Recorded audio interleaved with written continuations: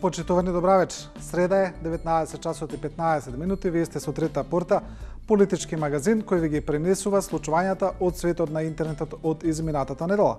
Во оваа емисија ќе имаме неколку теми. Ќе видиме реакции за објавениот европски извештај за напредокот на Македонија, или како што критичарите велат, извештајот за назадувањето на земјата. Ќе видиме и различни размислувања околу посочениот случај за можна појава на ебола во Македонија и она што се испостави дека не е ебола, туку некоја друга болест. Ќе видиме и други политички случувања и анализи. Емисијата ќе ја почнеме со еден настан кој е неизбежен во ваква емисија која ги следи случувањата на интернет и социјалните мрежи. Тоа е инцидентот на надпреварот Србија-Албанија на фудбалскиот надпревар кој е прекинат поради летење на дрон со албанско знаме на надпреварот. Верувам дека сите гледачи се запознаени со овој настан, така да социјалните мрежи и интернетот беа преплавени со коментари околу ова. Но она што е очекувано во овие настани е тие коментари и тие дебати да се претворат во една националистичка дискусија со националистички елементи во кој голем број од корисниците на социјалните мрежи дојдаа до момент да се расправаат кој е во право, кој не е, кој прв почнал и различни коментари во таа насока. Затоа ние нема да навлегуваме многу во тие коментари, бидејќи на нив не има место во Трета порта. Ќе видиме само два коментара за кои јас мислам дека треба да се прочитаат во однос на овој настан. Првиот е коментарот на Миодраг Мишолик, долгогодишен новинар. Мишолик го вели следното. И албанскиот дрон во Белград, односно реакциите на него, потврдуваат дека провокаторите се помалиот проблем, а многу поголем фините и мирни луѓе кои се воодушевуваат од креативноста или се згрозуваат од вакви ситуации, исклучува во зависност од етничката припадност.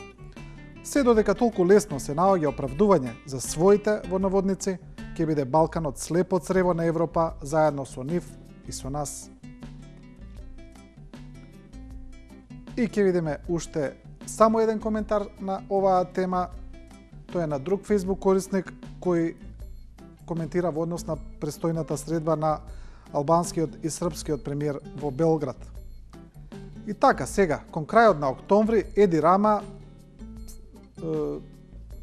најверојатно ќе оди кај Вучик на средба во Белград и што ќе зборуваат.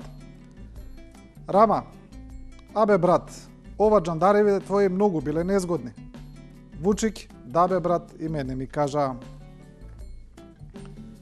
Се разбира ироничен коментар на сето она што се случуваше во однос на инцидентот во Белград. Сега емисијата ја продолжуваме, како што најавивме, со реакции за европскиот извештај. Имаме повеќе аналитичари, новинари, коментатори кои зборуваат за ова. Како што е познато во јавноста, постојат поделени мислења од страна на најмногу искрено кажано од страна на власта и поддржувачите на власта кои велат дека извештајот за Македонија повторно ја дал препораката за почеток на преговорите и дека тоа е најважно. Од друга страна, критичарите и представниците на Европската Унија велат дека извештајот е критичен оваа година, дека во него има клучни забелешки и дека Македонија во последната година назадувала на повеќе полиња. Исто така во извештајот се вели дека постои опасност доколку не се поправат овие забелешки во наредните години Македонија да ја изгуби препораката за почеток на преговорите поради застојот во дел од реформите и во дел од посочените проблеми. Почнуваме со аналитичарот Арсим Зеколи. Зеколи пишува: писмо стигна, а бер нема. Мислам дека насловот е јасен на неговата колумна и дел од неговата поента. Вдишете длабоко и со рака на срце признајте. Единствената искрена реакција на последниот бриселски извештај дојде од оној кој е воедно и единствениот кој од тоа послуче виде некој ајри добивка. Премиерот Груевски и неговата камарила. Настрана сите критички пенали, изнудени корнери и жолти картони, единствената мерлива квалификација за извештајот е резултатот на семафорот, кој покажува гол за владата и огромна нула за нас останатите, но и за Европската Унија. Тоа се фактите. Владата на Груевски и Ахмети го доби тоа што го посакуваше, препораката. Останатото се само коментари од трибините и лекарска потврда за роговите кои ни растат и секој ден си ги гледаме во огледалото. Значи, прилично интересен коментар на Зеколи, интригантен како и секогаш. И ќе видиме дел од коментарите под неговиот текст. Еве ќе го прочитаме овој читател. Допревте многу важни точки за меѓународниот однос кон нас, како неспособноста на Брисел да реализира стратегии. Во исто време поддржува режими, подкупува македонци и казнува албанци. Исто сум сложен и со забелешката дека десничарите треба да се докажат дека вистина умеа да решаваат проблеми. И сега некој овдека лаже, или Брисел и Вашингтон лажат дека се демократи, или овие нашле Никола и Ахмети лажат, нашиве Никола и Ахмети лажат дека се патриоти. Како инаку да разберам зошто им даваат препорака? И така е, тој извештај е добар само за власта која пак се фали дека добила препорака. Што правиме сега? Рада и Зоран ја легитимира антиквизацијата, али не се дели од Никола, Жерновски се луксузира, Љупчо фати бизнис со власта. Ете, тоа е еден од поинтересните коментари на текстот на Арсен Зеколи, кој се согласува овој пат со авторот, но има едно додавање на целиот став на Зеколи, затоа и го прочитавме. Продолжуваме со поранешниот вице-премиер Ивица Боцевски, кој има колумна кога европската препорака е јалова. Значи, Боцевски прво на Фейсбук имаше некои реакции околу извештајот, околу тоа дека препораката е условена, бидејќи имаше спорни точки околу тоа, па кога тоа се потврди од еврокомесарот Филе, тогаш Боцевски се запраша како е можно на Твитер да се порачуваат политики на Европската Унија.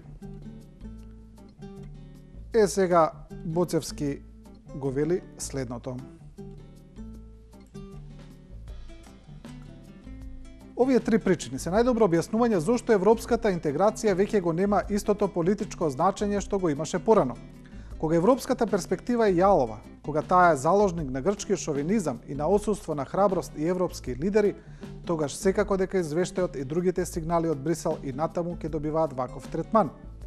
Сепак тоа не значи дека завршува европската интеграција на Македонија. Стратегиска цел за која постои целосна едногласност помеѓу сите парламентарни партии во Македонија и која е поддржана од огромниот дел од граѓанството, останува полноправното членство на Македонија во Европската Унија. За жал, тоа во нашиот случај ќе потрае. И се разбира во горниот текст, Боцевски зборува за геополитичките проблеми на Европа и на тој начин вели дека иако сме добили препорака, таа е јалова, но во текстот Боцевски не спомнува за оние клучни забелешки на Европската Унија за Македонија. Продолжуваме со интересна колумна на Александар Чомовски, кој вели од Вашингтон кредити, од Брисел хипотеки, Груевски на власт. Насловот е јасен и еве ќе прочитаме дел од колумната која е прилично голема, по која се тангира и европскиот извештај. Но што е тука? Се додека од Брисел само стигнуваат опомени за галопирачкото задолжување и одржливоста на јавниот долг на централната власт, а веднаш потоа Светската банка и ММФ доделуваат нови кредити од 157 милиони долари, значи дека е успешна финансиската и политичка матрица на тандемот Груевски-Ставревски. И натаму продолжува практика на привлекување повластеви инвеститори и странски компании. Одличен пиар е информацијата дека до година Johnson Controls од Македонија ќе извезе 1 милијарда долари. Но никој не кажува дека увозот за истата компанија е 95% од незиниот експорт преку Бунарџик. Со позиција или без неа, тие ќе владеат со Македонија додека не почне да се надзира грчката спирала на непремостливи долгови и тамошната 5-годишна стагнација. Што се нашите 3 милијарди наспроти 100 пати поголемите репрограмирање на раскалашените грци и нивните елити. Но опасно е да се игра на таа логика во санирањето, простувањето на дел од долговите во Македонија. Во нашиот случај, таквите потези секогаш одат со притисок од странците, земи или остави. Интересен поглед на настаните од страна на Александар Чомовски. Од Вашингтон кредити, од Брисел хипотеки, Груевски на власт. Продолжуваме со интервју на Ким Ехмети, аналитичар, кој вели Македонија одамна е тргната низводно далеќе испива на брегот. Значи, интервјуто на Ахмети се состои од повеќе точки, но ние ќе го видиме оној дел кој се однесува на европскиот извештај. Во целина земено, тој извештај говори за целосно назадување, односно тој наликува на вреднување на ученик во кого сте полагале надежи дека бргу ќе унапреди, но за кого дополнително констатирате дека што повеќе расте, толку повеќе се гледа дека е недоветен и да ги балансира амбициите со капацитетите што ги има. Накратко, се повеќе и повеќе се добива впечаток дека Брисел не знае како понатаму со Македонија и како да се помогне на држава која е предводена од политички елити кои интересот на партијата го ставаат над тој на државата, кои ја управуваат политички елити кои доброто на своите партии го изедначуваат со тоа на народот и државата, политички елити кои политиката ја сватиле како највносен бизнис, партиски структури кои владеат по начелото дека државата е компанија на добитничките партии, потока нив им припаѓа се, а на останатите ништо.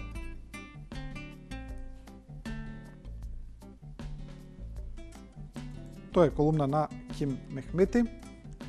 Продолжуваме со Дарко Јаневски, главниот одговорен уредник на Дневник, кој зборува за еден сегмент за појавата на тоа во Македонија сега да се јавуваат различни мислења околу тоа која геостратешка политика треба да се завземе кон исток, кон запад. Голем дел од комуната на Јаневски на ироничен начин зборува за ова и насловот е Путиновите бараби во Македонија, а на крајот Јаневски зборува и за европскиот извештај за делот во кој се бара да се ограничи државата од партијата. А во последниот од тие извештаи се најде и формулацијата за одвојување на државата од партиите. Во политички систем кој се базира на партии, без нив нема ни собрание ни влада. Има непартиско општество кое беше поставено како крајна цел на комунизмот, на еднопартизмот. Што значи дека ние бевме поблиску до таа цел со една партија, па не велеа дека тоа не чини дека треба да ги имаме повеќе. Сега кога ги имаме, требало да ги одвоиме од државата, чиј политички систем се базира на постоењето повеќе партии кои се занимаваат со државни работи. Помалку или повеќе и со своји, но сепак основата е таа. И после онаа словенката Братушек била катастрофа. Чудно, а според се што покажа и кажа, таа дури би можела да биде и Јункер наместо Јункер, но ако има време, натаму е тргнато. Тоа е колумната на Јаневски, во која тој на ироничен или на сериозен начин, значи не можеме да претпоставиме од овој пасус, се чуди на препораката на Европската Унија дека треба да се одвои партијата од државата. Сега тука Јаневски не кажа дали не разбира што тоа значи или го пренесува на друг начин или се обраќа иронично, но навистина зачудувачки став од главен и одговорен уредник на еден од најголемите дневни вестници во Македонија.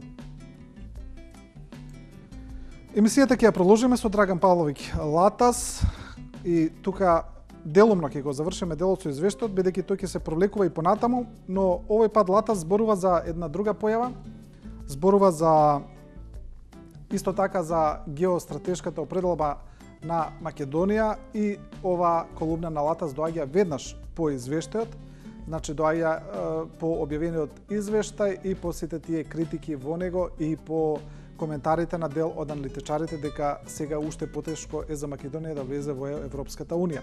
Па сега Латас го пишува следното.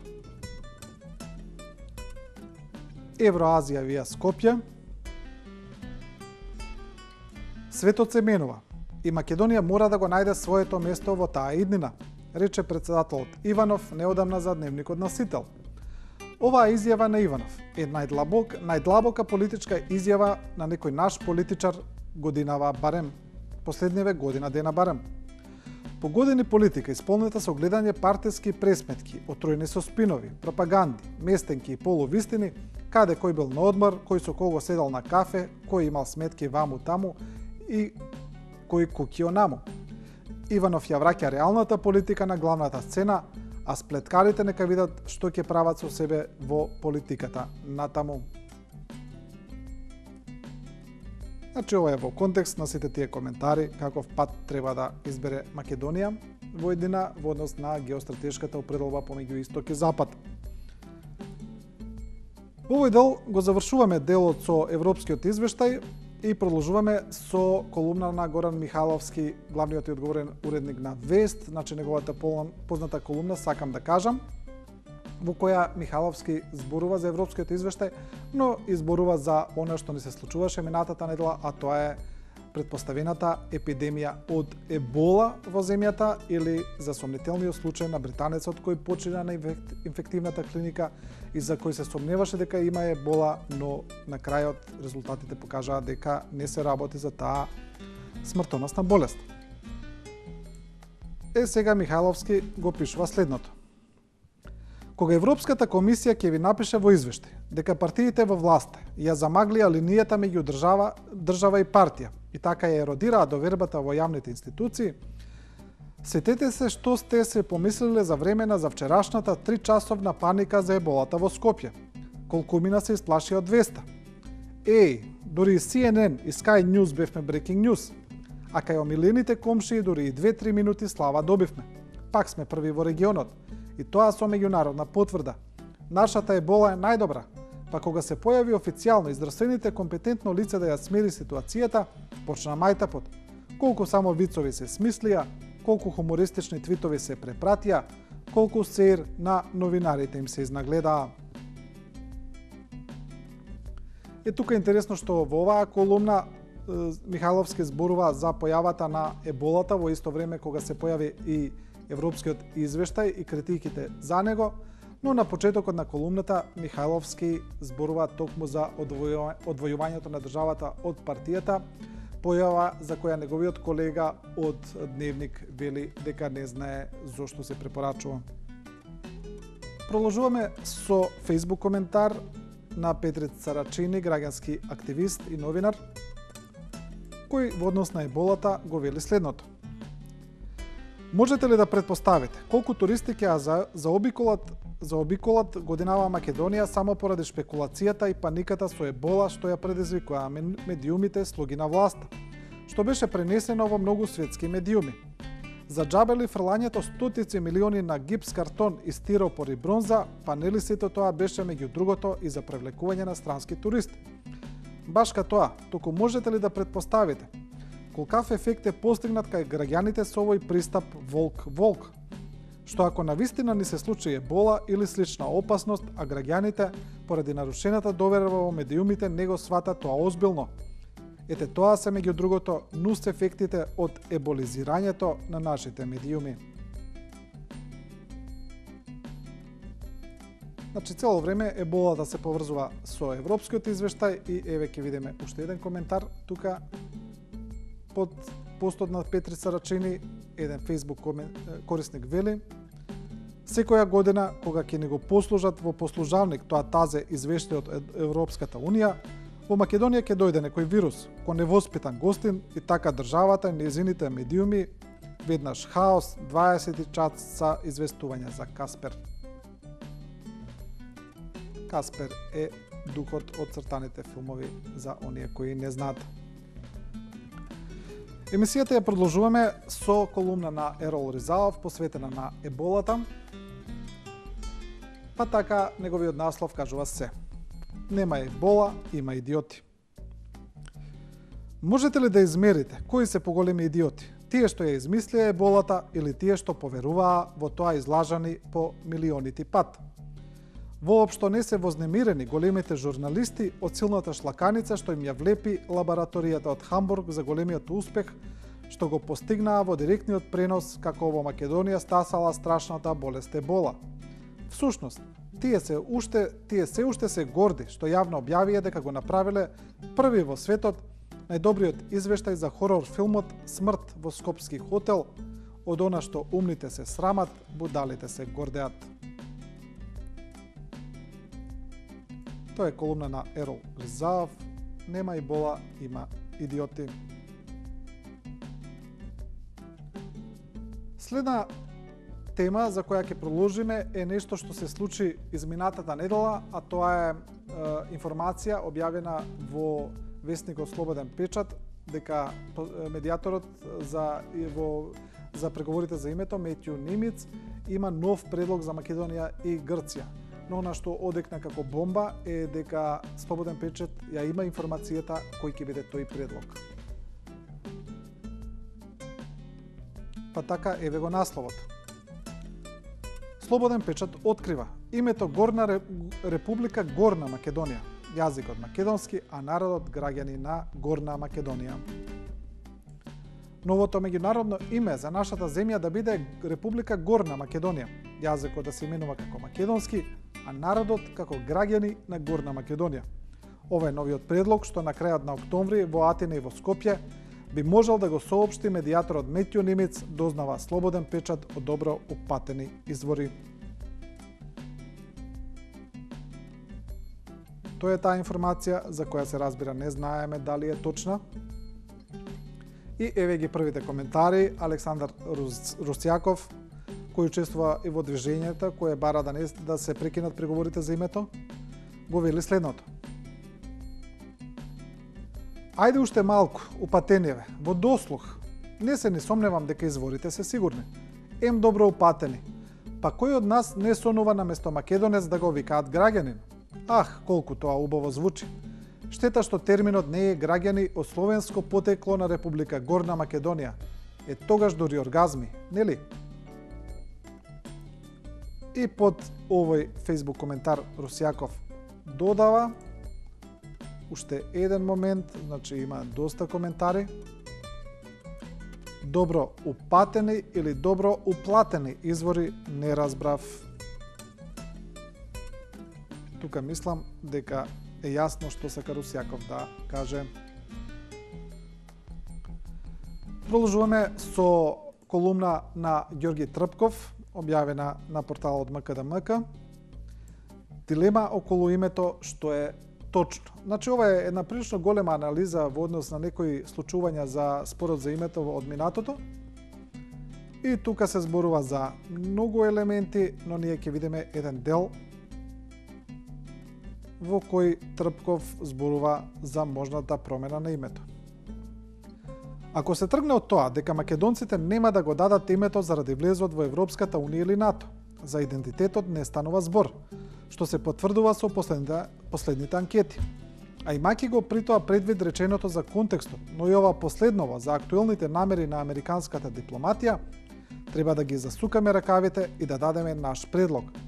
Тој предлог, како што спомнавме повеќе пати досега во други написи, треба да биде сличен на предлогот на другата страна. А во теоријата за преговарање, можно е да се изнуди исход кој би бил во наш интерес, а да ги задоволат и интересот на соседот и да не биде компромис, име со географска одредница или во најлош случај, како што сега стојат работите, да се согласиме со предлог што ни се нуди. Ете, тоа е мислењето на Ѓорги Трпков, дилема околу името, што е точно. Продолжуваме со колумна на Љубомир Фрчковски, професор, поранешен министер, кој вели Македонија forever, и тука ќе го завршиме овој блок за името, а Фрчковски зборува за идентитетот, за антиквизацијата и вели дека тоа е најголема штета што е нанесена на Македонија. Еве ќе ја прочитаме неговата поента. Ваквиот антиквизаторски проект, поради својата ненаучност и фантазми, мора да се користи со насилство, патернализам и лаги, имено со лажно сеќавање за нашите корени во античкото минато. Од друга страна, ступидноста да се истрае во таа однапред изгубена битка ја зголемува до небо цената која ја плаќаме за глупоста.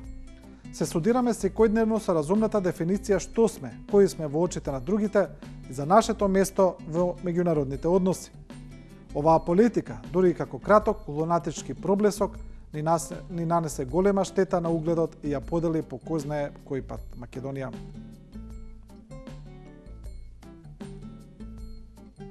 Ете, тоа е колумната на Фрчковски, со кој го завршуваме блокот посветен на името Македонија forever. Сега ќе продолжиме со уште неколку теми кои се од различни области.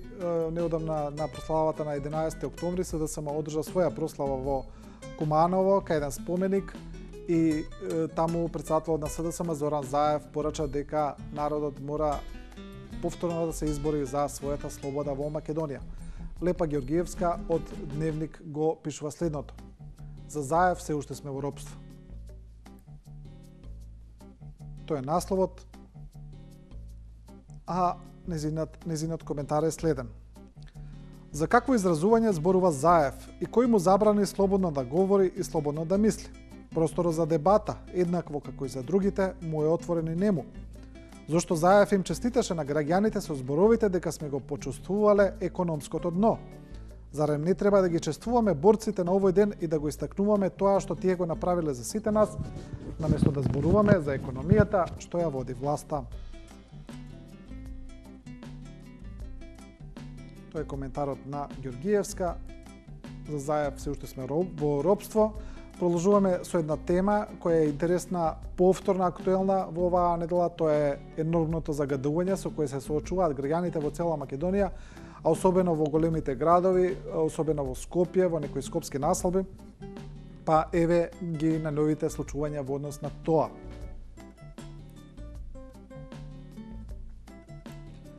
Рекордно 10 пати повеќе од дозволеното присуство на ситни честички во воздухот е регистрирано попладнево во скопската населба Лисиче. Исто многу загаден воздух на дозволените граници дишале денес граѓаните во центар и Карпош. Ова се податоци од мерните станици кои веќе покажуваат застрашувачки резултати. Според истражувањето кое го изработиле еколошките здруженија, големите загадувачи за екодозволи и казни поради загадување досега платиле 10.000 евра, што е минимална сума во споредба со она што требало да го инкасира државата. Ете, тоа е текстот. Загадувачите не плаќаат за загадувањето. Продолжуваме со здравство.